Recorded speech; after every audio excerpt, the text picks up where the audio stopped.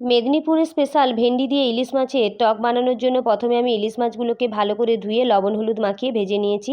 ইলিশ মাছগুলো ভাজা হয়ে গেলে ওই তেলের মধ্যেই আমি কিছুটা পরিমাণ মোরলা মাছ দিয়ে ভেজে নিয়েছিলাম, কারণ আমার শাশুড়ি মা ইলিশ মাছ খান না।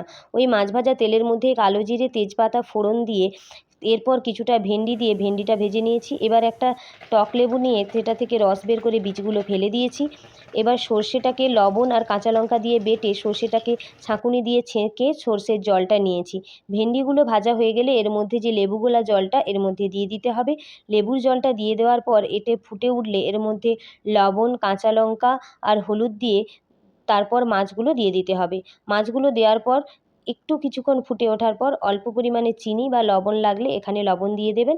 এরপর দিয়ে দিতে হবে সর্ষে। আমরা যে সর্ষের জলটা রেখেছিলাম সেটা এর মধ্যে দিয়ে দেবো। সর্ষে দেওয়ার পর কিছুক্ষণ ফুটিয়ে নেওয়ার পর এর মধ্যে কাঁচা সর্ষের তেল দিয়ে নামিয়ে নিলেই তৈরি হয়ে যাবে ইলিশ মাছের টক।